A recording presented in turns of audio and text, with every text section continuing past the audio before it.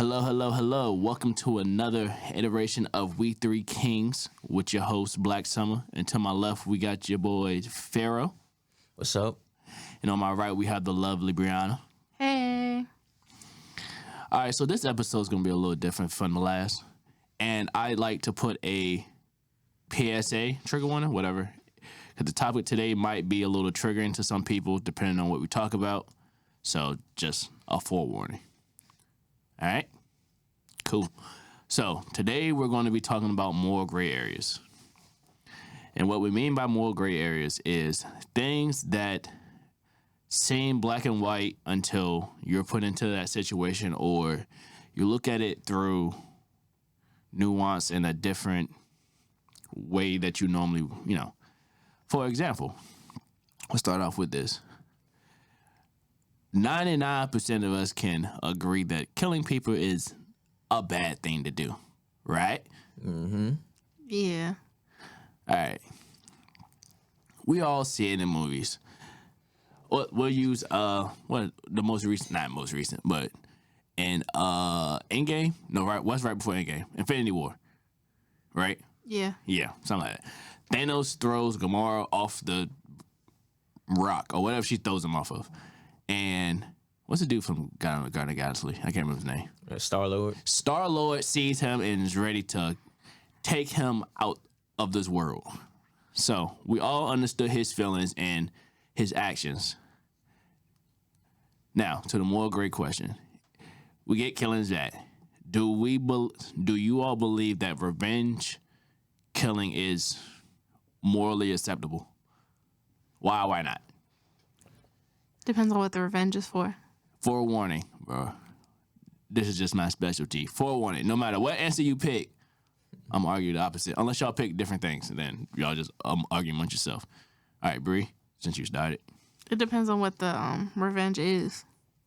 Like, if it's for a child, then hell yeah. Okay, let's say someone kills... Okay, we'll use 3 different people. Say someone kills your mother. Okay. Or your parent, doesn't really matter.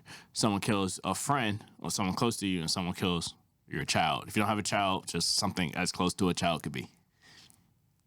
Yeah. It's justified. For each one? Yeah. Okay. I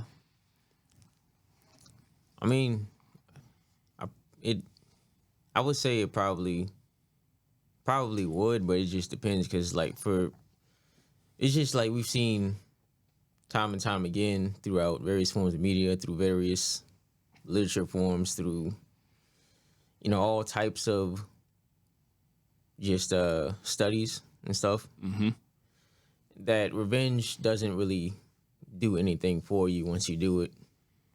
Like, even though you want it, even though you're chasing it, after it's done, it's just kind of like a what's next afterwards. So do you think it's acceptable?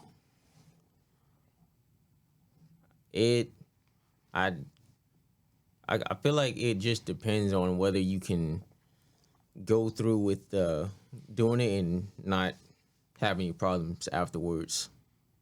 If you know you can just sweep to the side and just not have it bother you.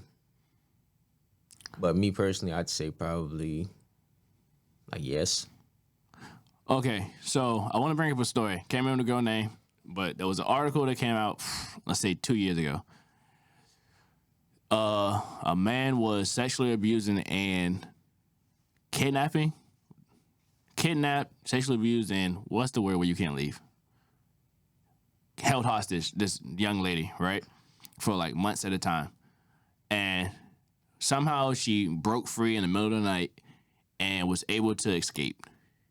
But before escaping, she shot him in his sleep. She now, I think, serves a 14-year sentence. I think she's 2 years into it or something like that. Do you think what she did was morally justified? You say yes or no, but it's going to lead to another question. I'd say yes, because, even though it's the same thing we've been talking about, yeah. Because, you can't have that happen to you and just... you can have it happen and walk away, but personally, I wouldn't feel... All right. I say yeah, because she was acting out of her trauma. Like, yeah, she was on her way to being free, but she still had all that stuff that she had to deal with that happened to her. Had to get your get back. Exactly. All right. Now, with that being said, do you think she could have left and called the police and then reported everything that's happened to her instead of shooting and killing her? I mean, she could have, but it's not the same justification sometimes because we all know the justice system is fucked up. So, yeah. Yeah, I pretty much had feel the same as Brianna. So do you think, in the eyes of the law, she was justified? They justifiably charged and convicted her? I'd say no, because I just feel like she definitely should have got her get back. That's all I care about. I don't care about nothing else. That's a hell of a weird. Brianna? Basically, what he said is just like she could have pled insanity from everything that she had to deal with, but. Okay, I'm gonna give y'all my answer. Morally, I get it. Yeah, do what you gotta do. Get your get back. Legally, what you did was illegal. I understand why she did what she did. I understand the legal aspect of doing what they did, of charging and convicting her. Now, with that being said, I do believe there should have been some middle ground for rehabilitation. She shouldn't just go to prison to just suffer because, you know, prison's not going to reform you. It's not going to really do too much. It's just going to... You go, you're likely to go back. Now, with that being said, I asked, do you think it was morally justified? Because, say there's a child predator, they touch a child or whatever, they get out of jail or they get some light sentence. Do you think it's justifiable in people committing street justice on said person? You said as far as just like, say, I can't remember his name, but some white dude sexually assaulted a 2-3-year-old, got like 3 months in jail because the judge didn't think he could mentally handle being in prison. Do you think if people would have basically beat him to death, if it would have been justified, like street justice? like before or after? Or doesn't After. matter? Shit, it really doesn't matter, but after. Okay. The legal system didn't do its job. No, we got to get you out in the streets. I say mean, yeah. Oh, go ahead. Oh, go ahead. No, you can go ahead. I say yeah. Why? Because he did the crime. He did 3 months. He's back out on the streets. He's just gonna do the shit again. Okay. Amp. Yeah, I was pretty much going to say he definitely going to do it again.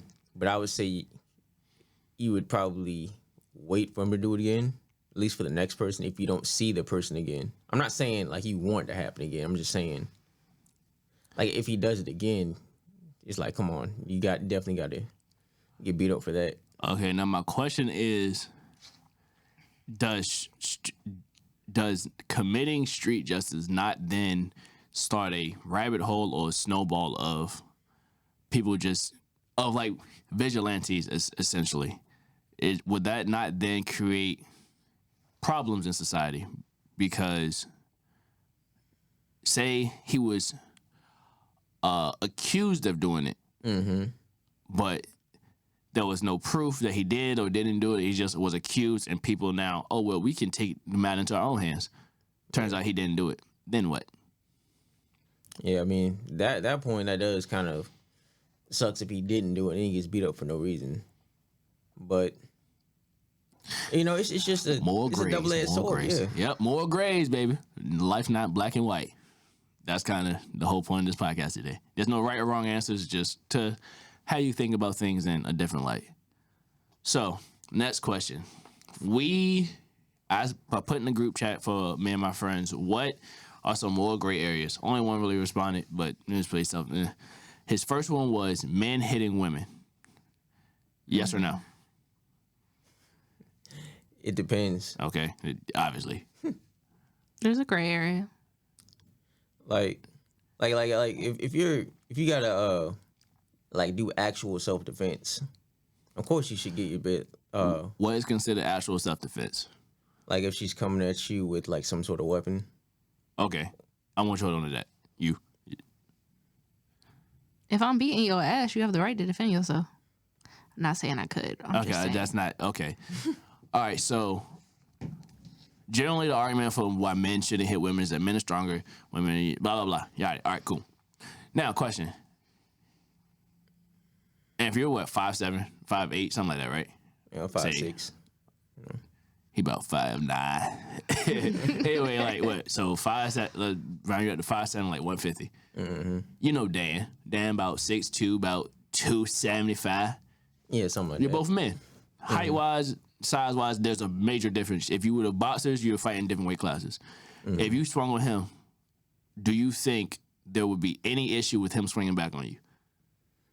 I wouldn't. No, not at all. All right. Bree, you're what, 5'8"? Yeah.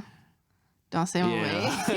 If you were to fight someone smaller than you, like someone like 5'2", 5'1", or like 40 pounds smaller than you, they swung on you, would there be any issue with you swinging back? No. All right. So if you were to swing on Dan, should there be any problem with him fighting back? Me? Him fighting back against you. Like if you swung on If I swung on Dan. Oh, someone like 6'2", 275. no. All right. Okay. So the question is, that's just, is there at any point where it's not counting abuse? Don't hit on people for no reason. All right. Okay, and I'm asking you since you're the man. You have a girlfriend, she's swinging at you, all this, blah, blah, blah. You said if actual self-defense. Is actual self-defense swinging back, restraining her physically, restraining yourself, removing yourself out of the situation? What do you consider actual self-defense? Like I said, if she's coming at you with a weapon, or if there's like a lot of like she's really like trying to actually hit you. Like me personally, I would not hit her unless I need to. Like as far as like let's say she just keeps swinging, I'd probably restrain her before anything else happens. Would you do that if you were in a street fight with a man? I mean, it would depend on how tall he is. You know, since I'm like pretty short. All right. The reason why I ask is because we keep getting this notion that on average, men are stronger, bigger, blah, blah, blah, blah. Cool. But when we don't ever actually use these arguments in same-sex fights. Mm-hmm. I'm a little above average in terms of height. I'm not big, but, you know, I can hold my own. But I'm like, there was a dude who was 6'3", 40 pounds bigger than me. If I swung on him, nobody would bat an eye if he swung back at me. Mm-mm. But if I was just, Brian would swing at me, they'd look at me crazy if I would swing back. Yeah.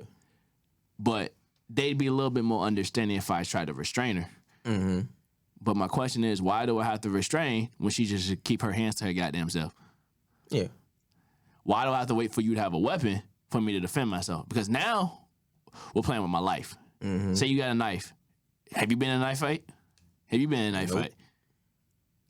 No. Have you trained to fight someone with the knife? Nope. So you're likely to get stabbed. Mm-hmm. Then people say if you get in a knife fight, you're going to get cut anyway. But I'm not trained to do all that extra. No. Mm-hmm. So it shouldn't have to come to a point where, my life has to be online, where you can just keep your hands to your goddamn self. All right? Agreed. The next thing that he said was selling drugs. Now, he said it very vaguely, but I'm going to try to... It was pretty vague. Yeah, I'll try to break it down. I'll try to go more in depth in what I think he could mean in like different scenarios. So let's use scenario number 1. The idea of doing what you have to do to feed your family. Yeah, I think that was what he was saying. Like, you gotta do what you do to feed your family. He doesn't care about what happens to other people, basically. I think is what he was saying. So do you think it's, I don't want to say morally, whatever. Do you think it's all right if a drug dealer was to sell drugs within his community to feed his family? I personally say no. Okay. Within his community. Yeah, like if you had a local drug dealer selling on your, like in your neighborhood. I mean, he gotta make his money. I'm glad we got 2 separate answers. All right, for you and for whatever you want to be called, why do you say no? Because you're basically gonna be destroying somebody else to get to the top. You know, you're just stepping over somebody to get higher. Especially if you're giving them like some sort of hard drug that will, you know, rehabilitate them, put them in this like terrible spiral that it's very hard to get out of. But I can't supply if there's no demand. I don't care about the supply or the demand. If you're gonna hurt somebody just to get yourself up. No, what I mean, well, I can argue also Steph, but what I'm saying is if I'm selling drugs, someone's buying them. Mm-hmm. Are the buyers not just as at fault as the seller? At a certain point, you can make that argument, but then it is hard because there could be just the issue of they just need it. As far as like, you know, it would be hard for them to wane off of it, like go cold turkey or whatever, you know. Mm-hmm. So you think being a drug dealer is enabling the people? It's bad, actually, but to your point, you're enabling bad behavior. Mm-hmm. Okay. For you, Rita, say they got to do what they got to do to feed their family.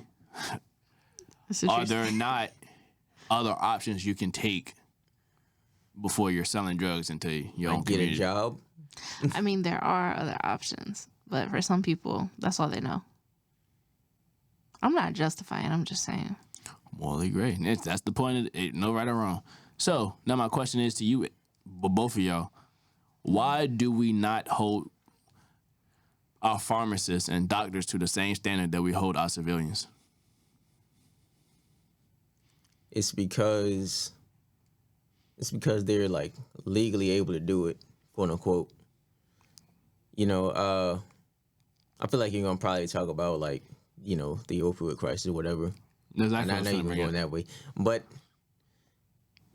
most of the time, if you're taught to distribute and like taught like this is what these things do, and you do it under the guise of, you know, you have to give this patient this amount of like milligrams or whatever. Mm-hmm. That's perfectly fine because usually those drugs usually don't have bad side effects, but there is, like, I'm pretty sure you would go into certain drugs that are just can easily be abused. The nurse, do you have a rebuttal to that? Or to my question, why don't we hold doctors to the same standards that we hold our civilians? Because it's legal. It's the same thing as when they made weed legal, because they can make money off of it. That's all it comes down to. Exactly. And then the drugs the opioids is, they say marijuana is a gateway drug, but really opioids are the gateway drug because you get hooked on oxy or fentanyl, whatever the fuck, and then you go and look for harder shit in the street from your neighborhood drug dealer. All right, so with that being said, Ann brought up I was going to bring up, the opioid crisis. One of the biggest opioids that kind of, I don't say started it, but was a big deal was what? Oxycodone, Percocets, you know, stuff like painkillers, right? Mm-hmm. What the problem is they're prescribing these. Have y'all had like Percocets or Oxycodone before? I've had Oxy. I probably can't do it because I have a condition I can't use. So, for example, I got hit in that car accident, broke my collarbone. They gave me, I think, 6 oxycodones. They only lasted for I only had them for 3 days. Mm-hmm. I ain't feel nothing. I ain't say I ain't feel nothing, but it made, cause you break your collarbone, you don't realize how much you move your shoulder until that breaks. Mm-hmm. So I ain't really felt it too much, and I understood why people get addicted to it. Thing is, there's people who are going through like actual physical pain that you need more than ibuprofen 800 milligrams to handle. The issue, there was no middle ground to get from oxy to, tough it out, essentially. Mm-hmm.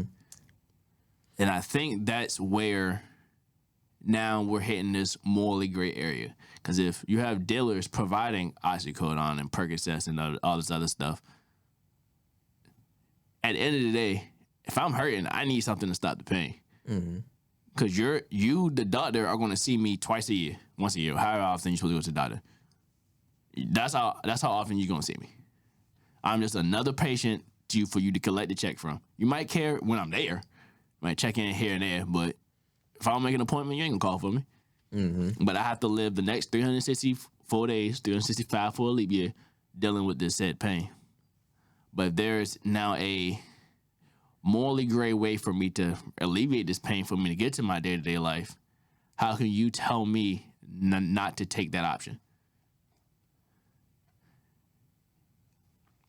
But on the flip side is, now you're enabling my inability to move on from the pain that I like without you enable my inability to progress in like my healing or whatever I need to do to like cope with the type of pain I'm feeling. Now, if it's like super pain, there's just really nothing you can do about it. You just kind of gotta find something. Mm-hmm.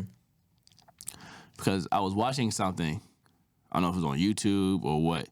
Well, I think it was on Hulu, like a doctor show. People start drinking alcohol to numb the pain that they may be feeling because they can't take Percocets and other stuff like that. Mm-hmm. So we've created this opioid crisis without any actual solution to it. Just giving me less doesn't stop me from hurting. Now I have to find another way to stop feeling this pain. I don't know if you know, if you take enough ibuprofen, they stop working. Oh, yeah. Mm-hmm. And if you don't get it from the doctor, they're not covered in whatever coating is. And if you take too many of them, you'll mess up your stomach lining. That creates a whole nother issue. But the idea of doing whatever you can to feed your family can be dangerous, because that's how you create a crab in a bucket mentality. It's me against you. Because, I got to feed my family. But my family got to eat too. Taking food out of my mouth to feed yours, that's going to do nothing but start problems. And that's what we see in our community, is a whole bunch of people, I got to get it, even if that means I got to knock you down to get it. So, now we kind of got to fix that problem, but that's a conversation for another day.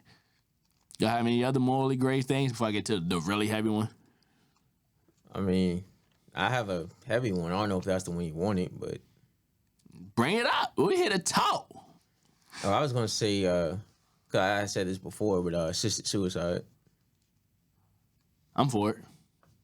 Okay. Same. Yeah, I'm also for it. Assisted suicide for sure. But we need someone to be the devil's advocate. All right, tell me why you're for it, and I'll argue why you shouldn't. Okay, well, I mean, there's a point in life, whether it's an injury that you just can't come back from, where like you're in a vegetable state where you can't move, or I mean, maybe you're at a point in life where it's just very, very, very hard to get out of that hole that some people find themselves into. Mm-hmm.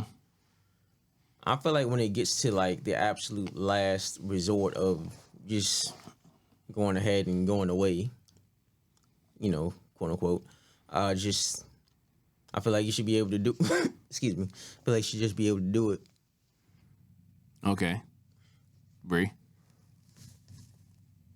I feel like you should be able to go out on your own terms.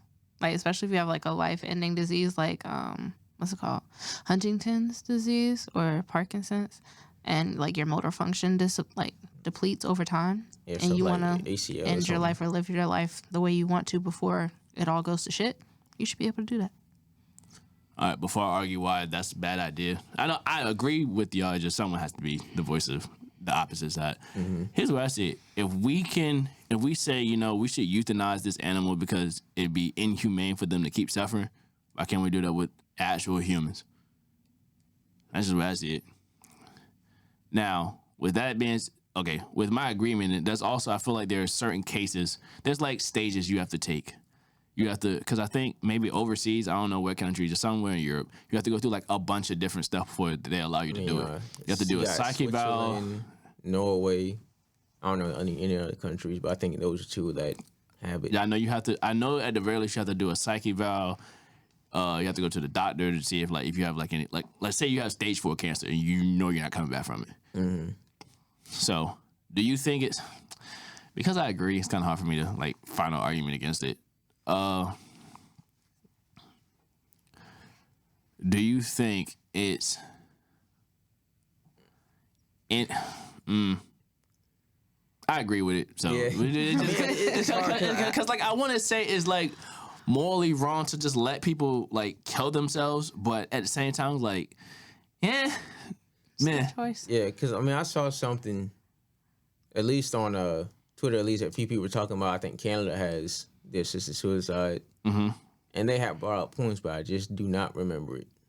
So that's unfortunate. But I do feel like part of it is life gets better. You know that them reasons.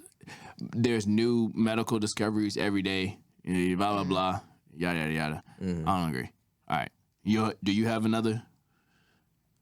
No. All right. This is where that trigger warning comes in because this. Well, we probably. This is really where this trigger warning. Oh well, the last one we probably should push the trigger warning for it.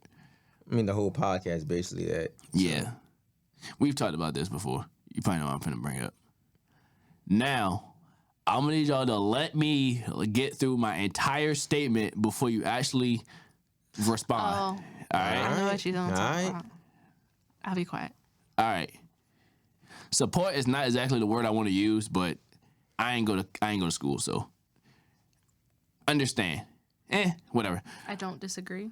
All right, so Amph, Bree, do oh shit. I just want to ask: is it the thing we talked about yesterday, or nah? We've never talked about this. I specifically haven't brought this shit up for. I've talked to her about it, just like in general. okay? I specifically haven't brought this up because I knew if I brought it up before, it was gonna be. All right. Do you think we should support pedophilia? I think support's the wrong word. Support is like the wrong word, but I can't really.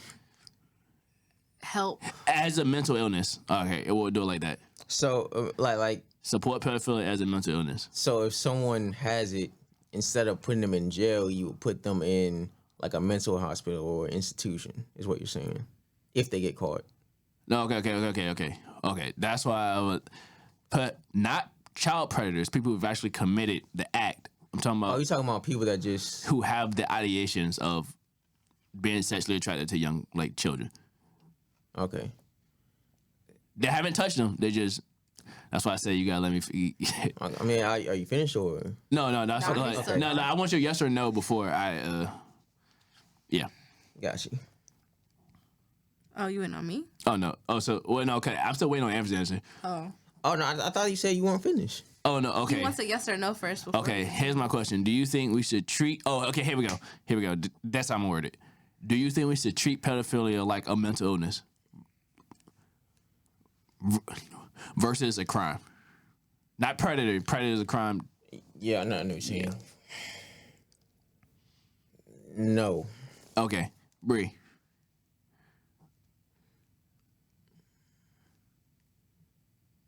I'm gonna be opposite of him and say yeah. If you don't believe it, you can say no. Nah, I'm gonna say yeah. I feel like because we talked about it, you can probably argue my points. All right, so I say yeah, and this is why I say yes. Because it essentially it is. Pedophilia is a mental illness. Because there's something, it has to be something, and I kind of think it's also a mental illness to be 18 wanting to fuck 75-year-olds, but that's not the conversation. But the reason why I say that is because pedophilia in itself isn't inertly wrong. Because you can't decide who you find attractive. Either you find them attractive or you don't. Mm-hmm. Gun to your head, someone can't make you find someone attractive or not. You're attracted to who you're attracted to. I say we treat it like a mental illness because being a psychopath or a sociopath inertly isn't a bad thing. It's the actions in which you create from generally people who exhibit those ideations which are bad. Like not having emotions for people isn't a bad thing, but not having emotions for people makes it harder to connect with people and makes you likely to, treat them as trash, something that you don't generally care for. right? Mm-hmm.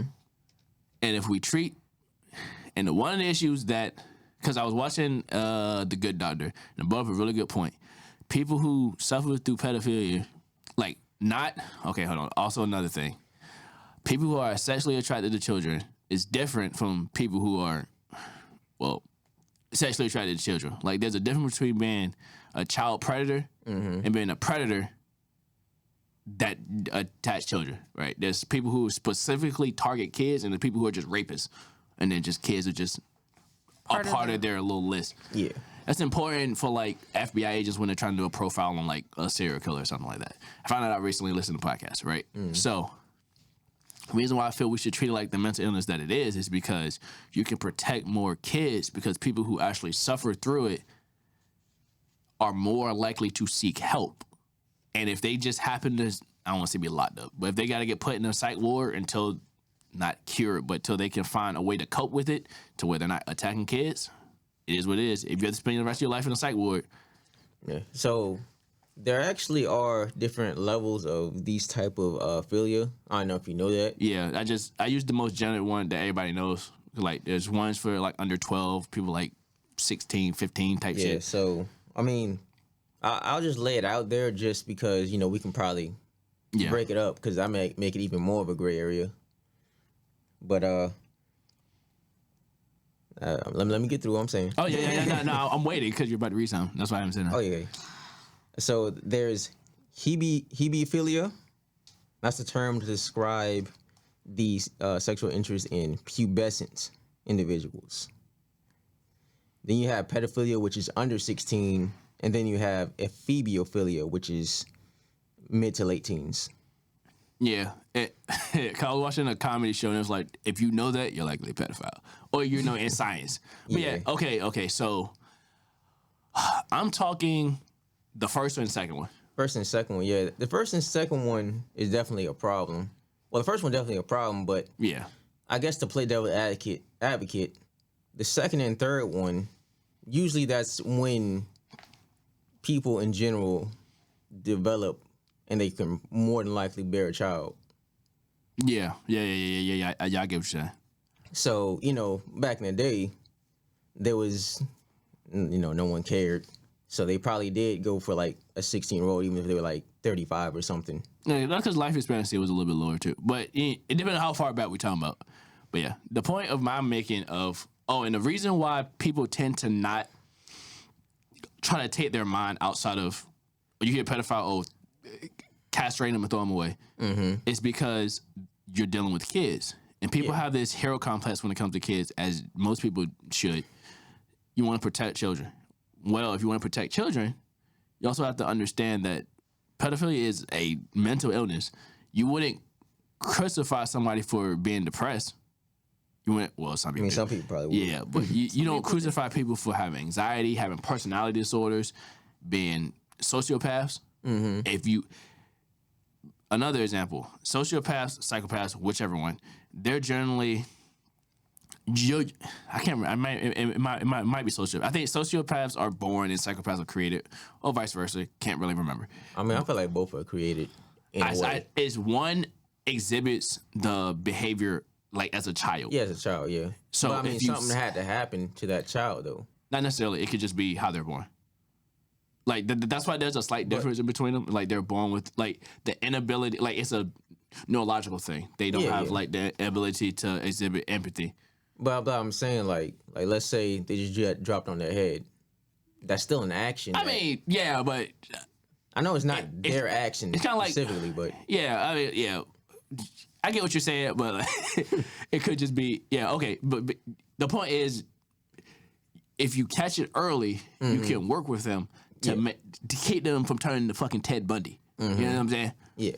So if people can come forth with being the first one, anyway, okay, let's get you help so we remove you away from where you could be, and now we're protecting more kids because we're getting you out of the area, and we're getting you help. Now that help, like if you went to jail and you were considered guilty by reason of insanity, that could be worse than just getting a guilty sentence, because you could spend the next quote unquote 100 years in a psych ward versus if you just found guilty, you spend 25, 50, whatever. If you have to spend your entire life in that psych ward, you're just spending entire life in that psych ward. Yep. Now, child predators, that's a completely different thing. Person who actually committed the act, toss them off the fucking bridge, right? That's a completely different conversation. So that's what I say about it. And I get why people don't. It's a hard topic to talk about because we're talking about kids, talking about sexual assault and shit like that. But I would also like to say this. If your child is like, let's say early teens to 16, no shit, let's make them even younger. Let's make them like 10 to like 14, 15-ish. They are not fast. Yeah. If you don't know what fast is, oh, that little girl fast. You know, she sexual. If they're just hitting puberty and you're talking about they're sexual, you might want to exhibit who the fuck is around them because that's learned behavior. Yep. Or it's a cry for help. Or it's whatever. Little kids are not fast. Let's get out of the way. So that's just my take on it. I get why some people wouldn't agree. And I wouldn't be mad if you weren't. It's a hard topic, which is you just have to be able to. That's why it's good to have more these conversations, not specifically that one, because there's no generally right or wrong answers to morally gray situations, because you'll never know what you'll do in a situation. Yep. Oh, all right, we'll see until you put into a situation. So, are we good with that one? Mm-hmm. We kind of talked about it just in like passing. I'm bringing up 2 different age groups just to make it. It's the same question, but 2 age groups. We'll ask you as a woman, and then for the first one, then men be the second one. So, it's you. Mm-hmm. You already know the question. Doctor can only save one. You or the baby. Save me. Why? Because no parent should have to outlive their child. Okay, my math had to connect in my head. And save your wife or the child. Oh, shit. Because it was different from when we were talking about it earlier. Yeah, I mean, it's because we can't decide truly. But if your wife's on the hot, I mean, in this scenario, I would just support whatever the wife would say. She's on the operating table. She don't have a choice. She's unconscious. She can't. Yeah, like it's between. Like okay, you know, like it. Well, you know, like the husband has to pick. Well, yeah, I got it. I would have to go off of what I know about her, what she would want. I would assume most people. Fuck what she want. What do you want? Wow. I mean, me personally, I just go off what she would want, and I feel like she would probably want to live. So I'll probably save her. So does the child not deserve a chance at life? Yeah. Well, we're young. Shit, we're not that old. But I'm about to say something crazy. Fuck them kids. I got you. That's kind of okay. So that's birth. Now let's say your child is, let's say 10. You're 30 or whatever. Car coming. You can only shit. I hate seeing that in videos, like a car coming and they just push them, like grab them and move. Yeah. But whatever. If you have the chance. Damn. I'm trying to figure out how to word this question. You get into a car accident or some shit like that. Whatever. The option is to save you or the child. You can only save one. Who are you saving? If they're like 10 or whatever, I'm going to save the child. Why is that any different than saving a... Okay, hold on before I ask you. Save the child. Okay. Why is that any different than saving yourself from an infant, a newborn, whatever the baby is in your stomach at that point? I mean, they're a newborn, they're an infant. Like, yeah. Not a newborn, like a fucking, the thing that's in your stomach. What's it called? Fetus. Yeah, thank you. Oh, so you talking about like abortion? No, well, I didn't want to say abortion, but that's essentially what it would be of like, but say they're 10. Why is that any different from saving the mother on the operating table? Because the child has already lived a life. She has friends. She has people that she loves. The fetus doesn't love anybody. It don't know nobody. It hasn't been there yet. Yeah, it's easier to end things early than late. That goes for like a lot of things. God, yeah. That sounds dark. I mean, it's dark, but it's kind of, It's the truth. I got you. Yeah. All right, so assuming you don't have a partner, you're a single parent. That child is now put into the foster care system. Mind you, once you die, you have no say. You have no idea what's going to happen to that child. Mm-hmm. That child can grow up to be the nut hitter. Yeah. That child could grow up to be depressed. Because I was listening to a story earlier where the child watched their mother get hit by a car. And it was a whole bunch of stuff happened. But long story short, that child has been dealing with PTSD and depression since. Mm-hmm. It's very traumatic. So do you think it's not your responsibility as the parents to live with the trauma of losing your child versus your child dealing with the trauma of losing their parents?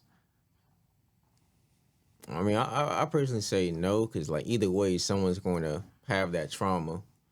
So whoever has it, just unfortunately, is going to have to find ways to keep it low, essentially. But you as the parent, isn't your job to protect your child as much as possible? They still gotta get I would think I did if they didn't die. Yeah, that's a point. Protected the child. Like, yeah, they have like, mental issues, but at least they're not dead. Huh? That kind of reminds me of that assisted suicide the question you asked me earlier. Yeah. It wasn't meant to come up to that, but it kind of just circled back to it. Like, so you think it's better to live through trauma than it is to die? I mean, like you're right or wrong. Like I said with assisted suicide, there are levels to it. Basically, there's a last resort. I feel like for assisted suicide, you do that for last resort. That's how I feel about it. Okay. Yeah. What was the question? Do you think it's your responsibility to bear the trauma versus your child? I mean, on one hand, you're right, but on the other hand, you're wrong. So, like, yes, you should be the parent. You should want to protect your kid from everything, but you can't protect your kid from everything. That's just life, first of all. Second of all, definitely can't protect them from the dirt. Sure can't. But I feel like, personally, it's better for the parent to die than the child to die. Because I've already lived a life. It may not be a long one, but I've already lived a life. My child has yet to live, has yet to experience love, has yet to experience college. They haven't lived enough life to truly know what life is.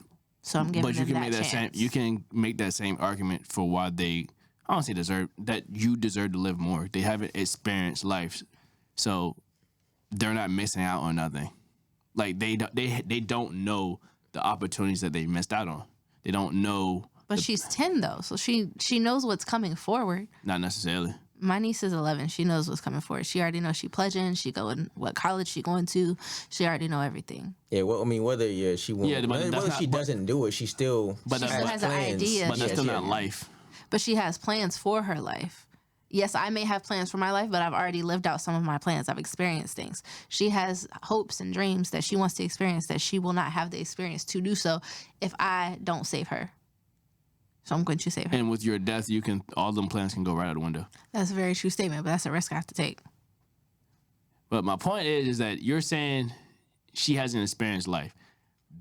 She hasn't experienced life. Enough life. Yeah, she hasn't really experienced the realities of life, unless not talking about your niece specific, but yeah, good child home 10-year-old has not experienced a lot of life, right? Mm-hmm. So that means that there's really nothing for them to lose out on. Mm-hmm. She might know what college she's going to. They 8 years from now, hopes and dreams. So they have hopes of, I want to go to the school dance next week, or I want to do this. Kids still have hopes and dreams, regardless of age. Yeah. My point of what I'm saying is that you can still make that same argument for a fetus. They haven't experienced life yet. They don't have hopes and dreams though. Babies still dream. Well, if they still they still experience sounds and they feel their mother's voice. They do, but you can't. It's not the same argument because a fetus. Okay, yes, you hear your mother's voice. Yes, you hear your dad's voice. All that stuff, but you haven't lived Like, you haven't experienced anything. Neither have you. The 10-year-old, you've experienced your first steps, your first word. You've experienced your first day of school. You don't remember, other than school, you don't remember your first steps? I know you don't remember it, but I'm making a point. Okay. So you remember your first day of school. You remember losing your first tooth. You remember, like, if you have siblings or whatever, family members, or you have memories. As a fetus, you don't have any memories. That's my point. Yeah, and like for the 10-year-old, even if that's not a life that they plan to go down, they don't go down. They still have a life. You still have life. Good things can still happen. Sometimes plans change. Mm-hmm. Yeah, which is fine. The point is that you're saying that they haven't experienced life. You've experienced some life, right? Mm-hmm. You haven't experienced enough of life either, because we're 25, 26. Like, collect 20. You're 25. You're 26, 26. Right? 26, 20. Oh, well, yeah. I'll be 25, 25, 26. If we had a 10, oh shit, we made a bad mistake. Okay, let's. Whoo! All right, we got a 10-year-old. Let's say we're 30, we have a 10-year-old, right? We still have another 50 years of life that we didn't get to experience. Okay. Mm-hmm. Are you saying that their opportunities are more valuable than ours? Yes. Yeah. How? Absolutely. Because my question is if you're dead, you don't create those opportunities for them no more. Say they go into the foster care system and they meet someone that strips all that from them. I mean, like I was saying, plans can change, whether it's in their control or not. But because they're alive, they still have the chance to have the life they want. Yeah, better. They also have the chance to mess everything up too. Yeah. With good, there's bad. There could be bad, there could be good. They could go down this So wrong. do you not have the opportunity to make the world a better place? Okay, new question. You knew for sure if you stayed alive, you can make the world a better place. Doesn't matter. It really doesn't matter, because to me, humans, we all have, basically, we all think the same thing. So if I die, someone else eventually is going to have that same answer. Or a group of people. I like to make a point that I'm going to say the child. I'm just, someone needs to be I know. Someone needs to be devil advocate. He loves I understand. advocate. Like I hear what you're saying. I'm just saying, Because we all just saying, like, yeah, say the baby. Oh, shit. Oh, fuck it. Baby fine. I think there's no right or wrong. I think if you as an individual chose to save yourself in that situation. Now, don't intentionally not, like, make an effort to save the baby. But, I understand because there's a danger and a risk with dealing, because at 10, they don't have the tools, more often than not, to deal with the loss of a parent. We're almost 30. They don't. And that can be very traumatic and damaging when you could just, essentially tough it the fuck up as an adult. It is very damaging. It is. But still. There's no right or wrong. It's just, then the question becomes, who should deal with that trauma of losing the other? I think even though I say the child, I think it's the parent's responsibility to deal with it. As a parent, I think if my daughter she's 4, so she's essentially 4. So it's a little different because I picked 10, but now you're talking about 4. Ezra has memories. Mm-hmm. But as she lived enough life to... I mean, it's just starting to form. Like, she's just starting to remember stuff. She to remember how to cuss is what she remembers. I swear. Yeah, Raekwon. No, Heather. Oh, me too. I ain't gonna lie. Because that's why I don't play the game around. Yeah.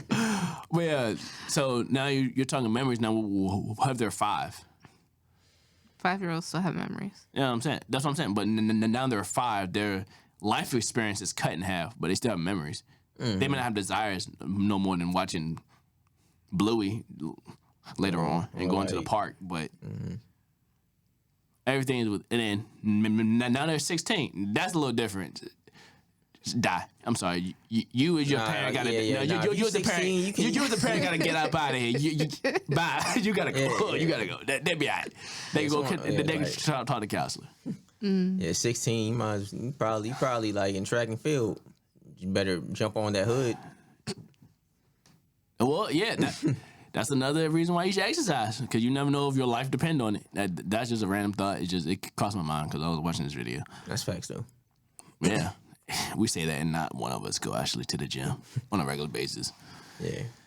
I will eventually, man. Eventually. Slowly but surely. Get a One Life membership. I know you're not talking. I'm not. I have a YMCA membership. Why I need to get a One Life? Because I have a One Life.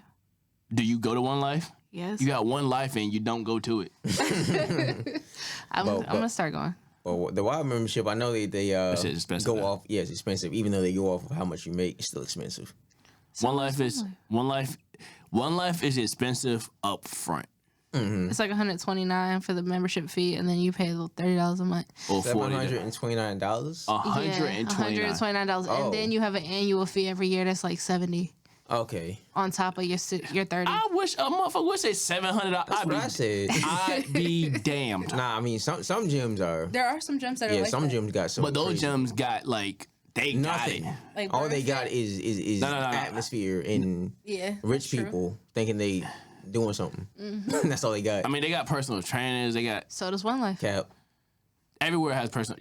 Not every. Oh, yeah. You better have. If I'm paying $1,000, you better. Hey, I better be able to drop my body off and come pick it up. Facts. All right. Well, do we have anything else to say? Just nah. I don't got anything else to say. Agree. Thank you for having me. That's it. All right. I'd like to end this episode off with this. Life is not black and white. There's never going to be any situation where you can just look and say that's 100% right or wrong. I say that to say we have to stop just looking at the world through our own eyes. People see things differently. People experience things differently. We got to be nice to each other, kind to each other. If we can find a way to understand each other, we might actually be able to make a difference. And that is the We3Kingz Podcast for the day with your host, Black Summer, Pharaoh, and our special guest, the lovely Bree. We'll see y'all when we see you. Make sure you hit that like button, subscribe, turn on the post notifications, and let's try to get Mike back up in here. Yeah.